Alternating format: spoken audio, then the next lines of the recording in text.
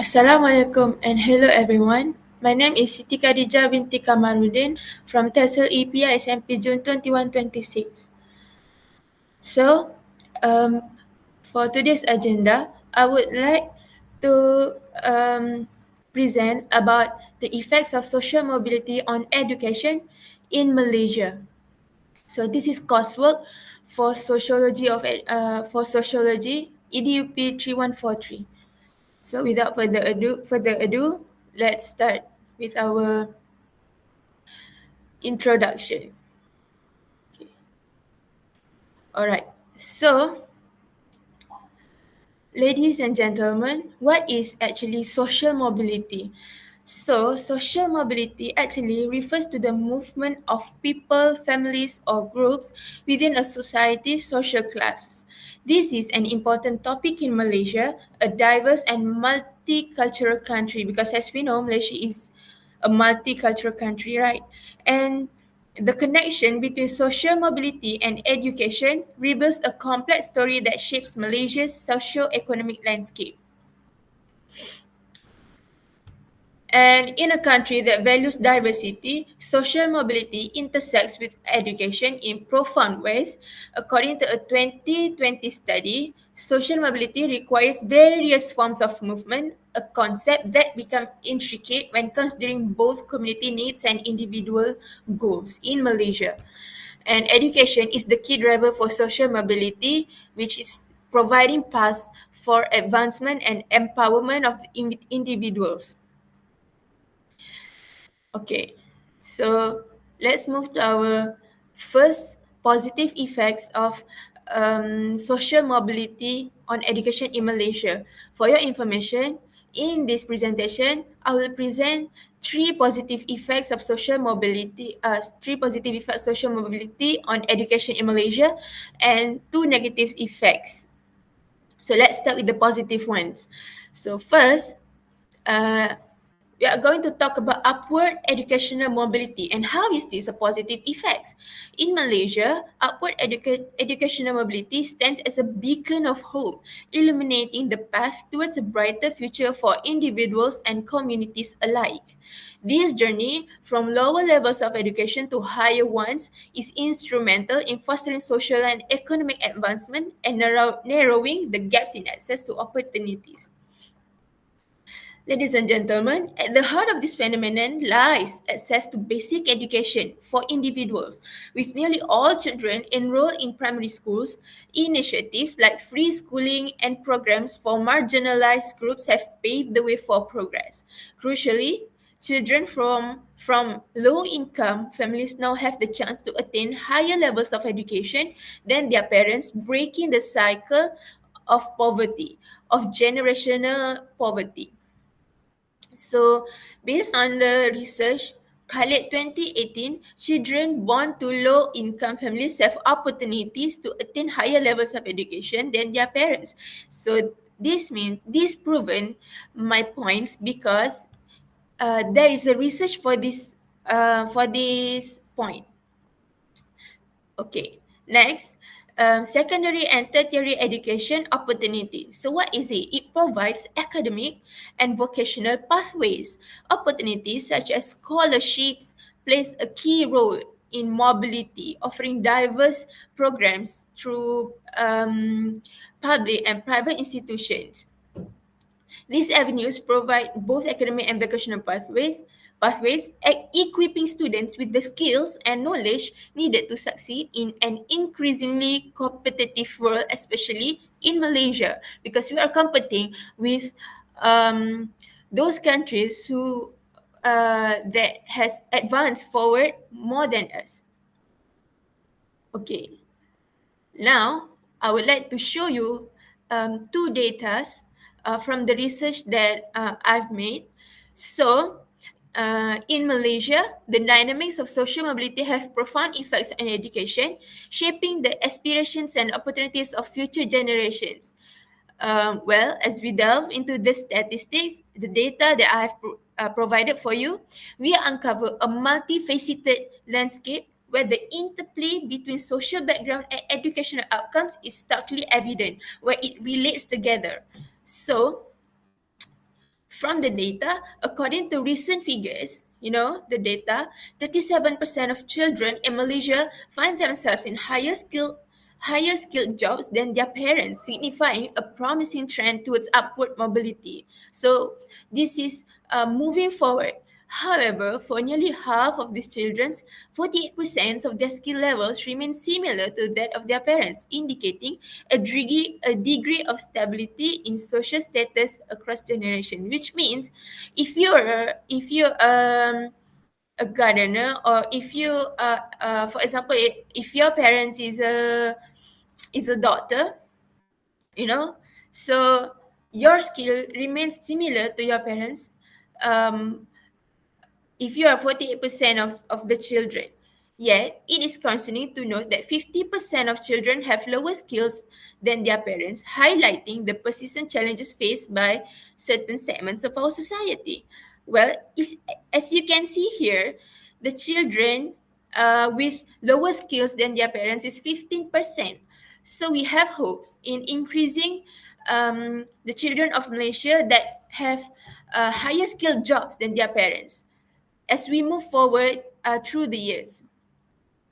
And then a closer ethnic analysis further elucidates these trends among ethnic groups. For the second picture, as you can see here, this one, um, the proportion of children surpassing their parents' skill is highest among Indians, followed closely by Chinese and Bumiputra communities.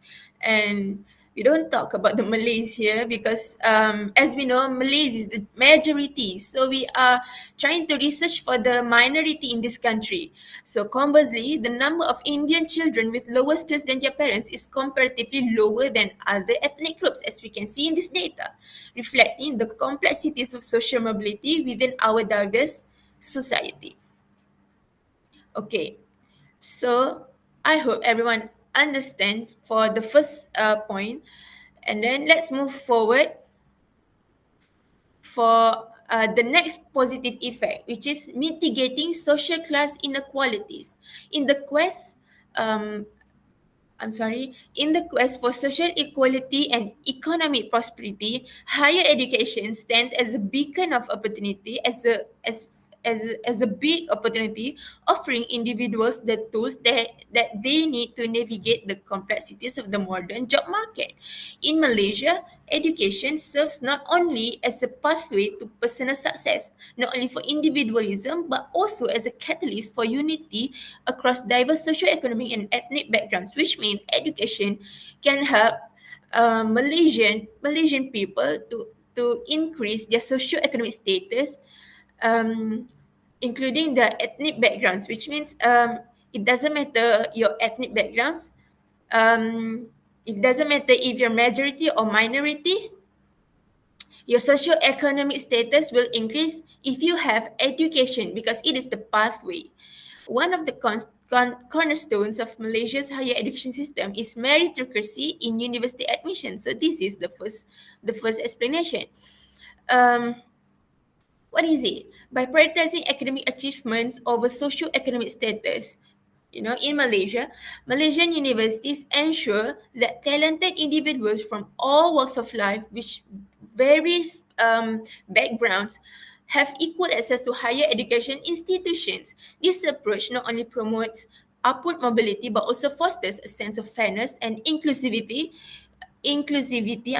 within society. We can see this from for NGOs such as Mara, and then we have UITM, where people with lower income can access higher education institutions with this help from the NGO or even government. And I would like to add, Malaysia recognizes the importance of skills development programs in bridging the gap between education and employment. You can see this um, for the next point, which is skills development programs. Vocational, I would like to narrow this to vocational and technical education programs offer alternative routes to higher education and equip students with the practical skills needed to thrive in the workforce, which means vocational education is preparing the students for workforce. for their work-life later. Initiatives such as the Graduate Employability Skills Model GEMS further enhance graduate skill for the modern workplace, ensuring that they are all well prepared to meet the demands of the job. Okay, let's move to the next slide. So here is the video of mitigating social class inequalities. I am choosing time here. So from our play half for everyone. Um, Saya sangat suka masak, terutama dalam bidang bakery lah, membuat roti. I'm sorry because this video is in Malay, so I will explain later in English. Saya berminat dengan kursus robotik sebab belajar tentang programming, AutoCAD dan electrical lah. Kesukaan saya macam race. Daripada race, saya libatkan diri sebagai mekanik. Okay, so just half of it, just a few seconds of it. So based on the video, it shows about TVET in Malaysia. So what is TVET? TVET has been cornerstone of Malaysia's development strategy, and its importance cannot be overstated. Did you know that Malaysia boasts over 1,000 TVET institutions, all modeled after the guidelines established at the UNESCO International Congress on TVET in 1999? This vast network of institutions underscores the country's commitment to providing quality technical and vocational education. But why is TVET so important? I'll give you one of the reasons. So TVET programs provide students with practical skills and hands-on training in various trades and industries. Previously, TVET is not something people look up to, but today TVET has grown globally, and it brings Malaysia's name to the world. And these skills are highly valued in the job market and can lead to employment opportunities better than other higher education institutions that only focus on education, especially for individuals. I'm sorry, not education, but only focus on book based, for example, like degrees, something like that. This TVET, especially for individuals from lower income backgrounds, may not have access to traditional academic pathways. So TVET is one of the ways for people to pave their ways to success, because it's preparing students um, for work life, to prepare students for their work life. Okay, so I hope everyone understand from this video. Okay, I'll move on to the next slide. So in Malaysia, for the next slide, the point is, this is the last positive effects, which is the empowerment of marginalized communities. So in Malaysia, education is like a shining light for marginalized group, like indigenous people, orang asli. It gives them hope and helps them build a better future, and many people have already seen their lives get better because of education. Well, education helps them breaking the cycle of poverty. In Malaysia, the government is working hard to help children from indigenous communities, and not only children, but also old indigenous people like orang asli, to get a good education. This shows they care about everyone's growth and success.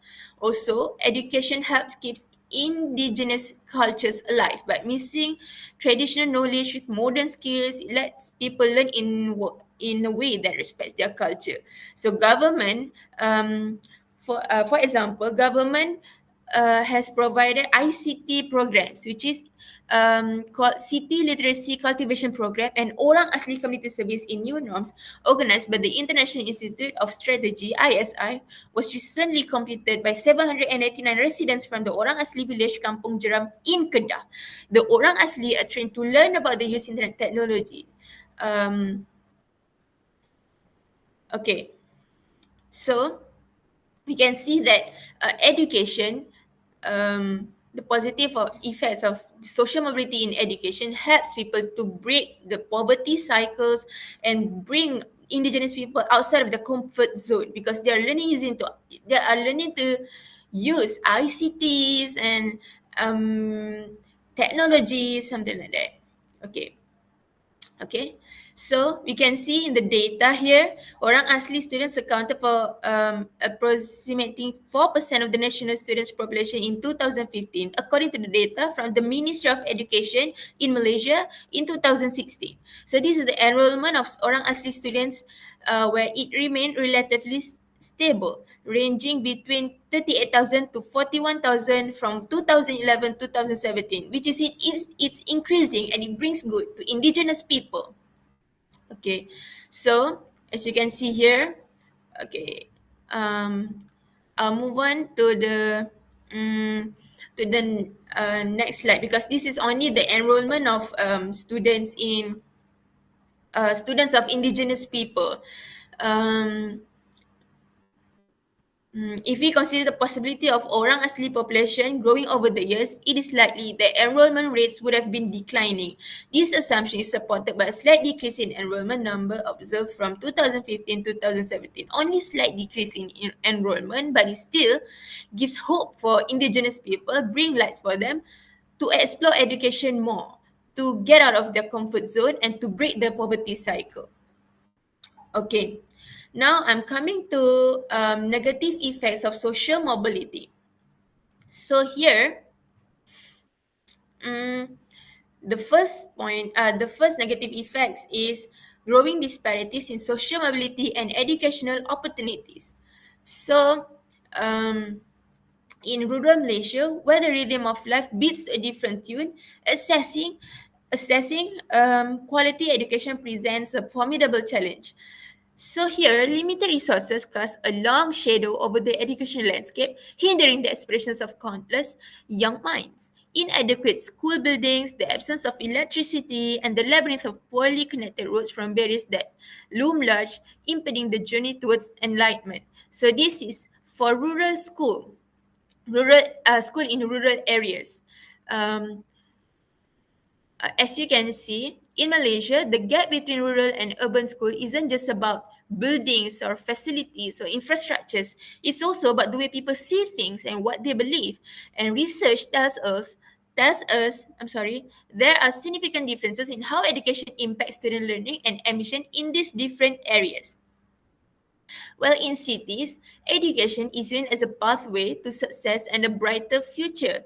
Children are inspired to dream big and work hard, fostering a culture of ambition and determination. And however, in rural areas, traditional livelihoods like farming take precedence over formal education, with practical skills often prioritized over academic success. As we can see, the stereotype from the old people and the young generation is they would say like with their mentality that their child don't have to go to school, don't have to perceive academic success because they have the farming skills, and it takes over formal education, and they don't have hopes for academic, and they don't see that the enlightenment there. So, understanding these disparities is crucial for creating equitable education policies that address the needs of all students, regardless of where they live. Okay. From the research I found, significant score gaps exist between rural and urban schools in terms of education's impact on knowledge acquisition, potential expansion, and ambition fulfillment. This is by Pui et al. 2017. um, the disparities exist because the mentality and the lack of efforts from the administrations in closing the gap between rural and urban schools. However, we are moving forward. We are closing the gap by giving helps and aids for rural school. Okay. I'm sorry if I am too fast, but let's move on to the next slide, which is this is two pictures, the rural school and urban school. We can see the difference here. For rural school, there's tiny classes, only use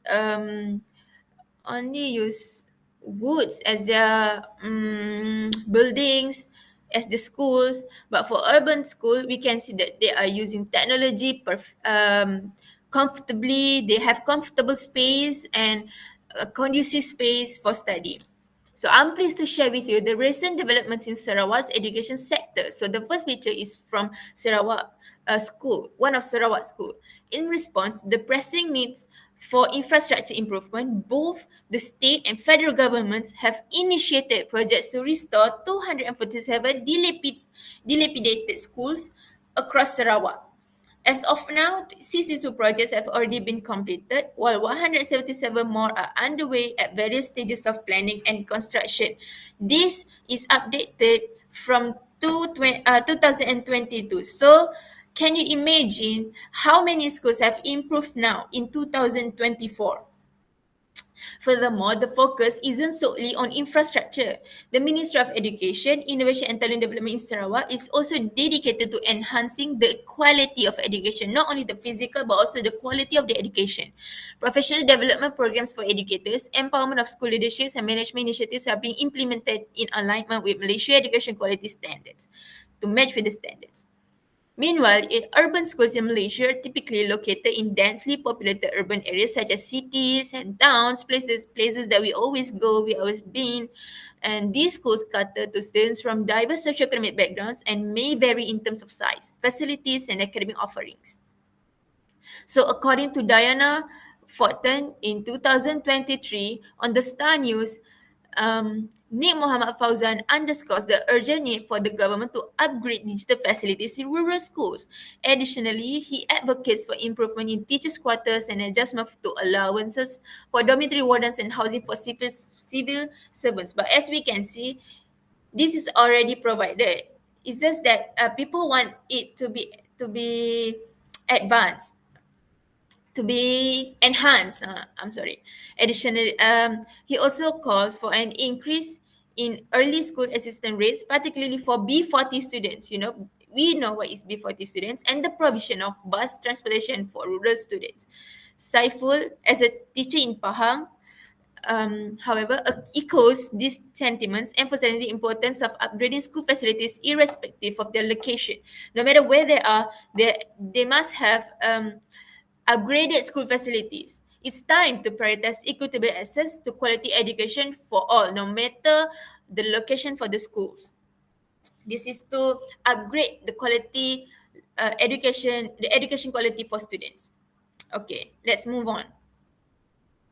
So this is the next negative effects of social mobility on education in Malaysia. So we can see here, in Malaysia, we believe that education is the key to success.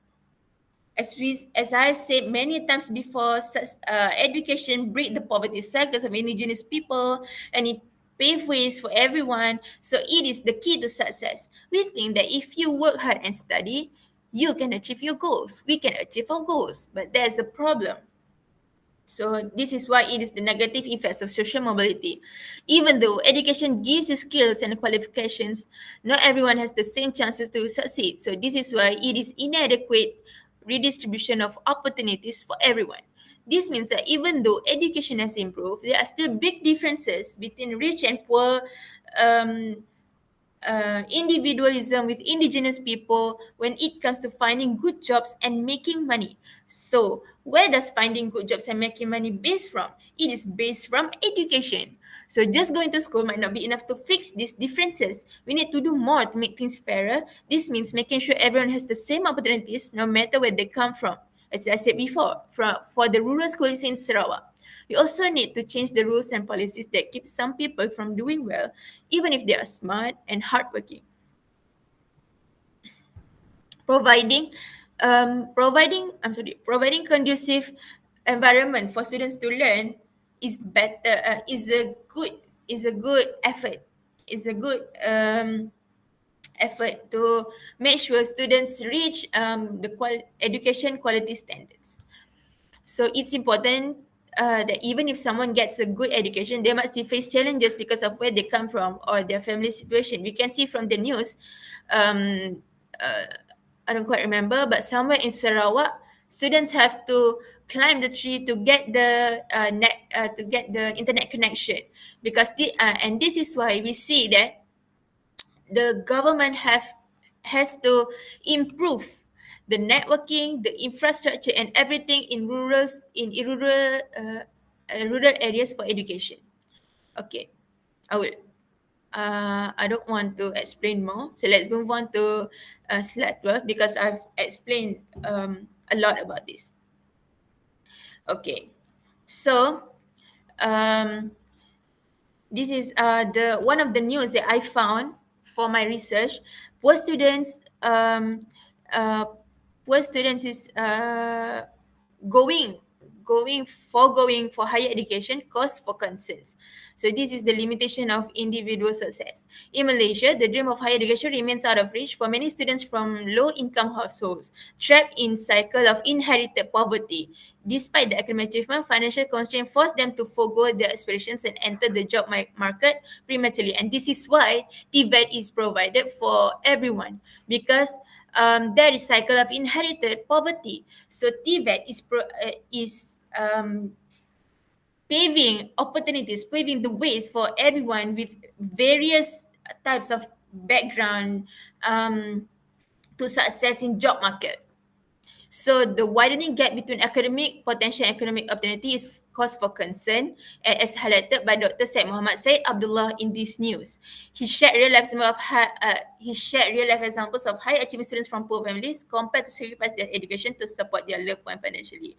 So it's time to break the cycle of inherited poverty by providing comprehensive support system for students from low income backgrounds, such as scholarships, finance assistance, and mentorship programs, that it can bridge the gap between aspiration and reality, ensuring that no talented individuals is left behind.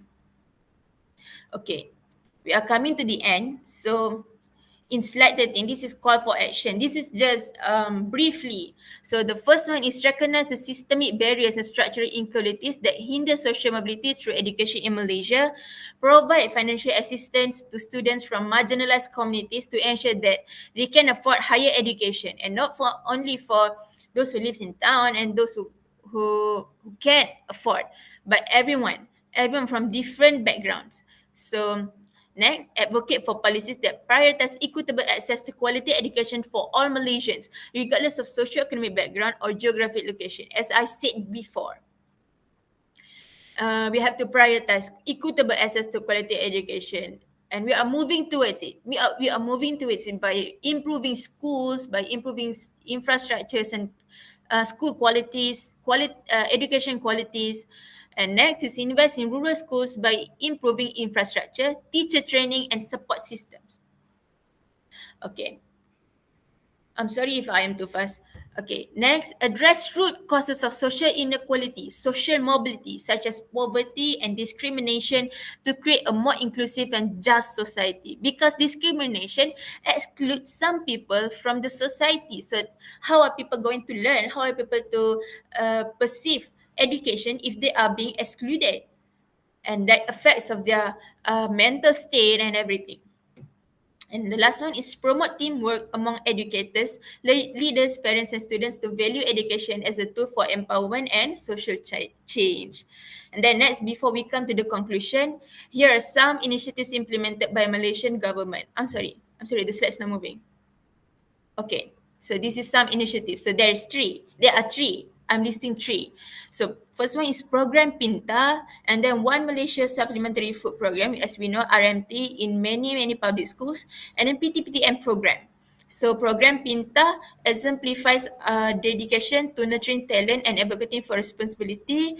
RMT is to ensure that no child is left behind due to hunger, to make sure that they are learning better in conducive and comfortable condition of themselves. And lastly, PTPTN, the Perbadanan Tabung Pendidikan Tinggi Nasional, we have known this from long before, stand as a beacon of hope for aspiring students from different background. Through financial assistance and loans, PTPTN enables deserving individuals to pursue higher education regardless of their financial background. And so, in conclusion, the impact of social mobility on education in Malaysia presents a nuanced picture with both positive and negative effects shaping the landscape of education, attainment, and opportunity. Because we're seeing here, not only the negative effects is bringing initiatives for everyone, but also the positive effects. From positive effects, we can see that everything is advancing, everything is moving forward. And from negative effects, we can see what's improving and what's not. And While social mobility holds the promise of a more inclusive and meritocracy society, addressing its challenges requires comprehensive reforms aimed at leveling the playing field and ensuring equal access to educational opportunities for all Malaysians. So, this is the conclusion, and that's the end of my speech and my presentation. Thank you for listening. Thank you for spending your time. So, I hope I'm explaining in a good way. So this is my reference. Thank you for listening.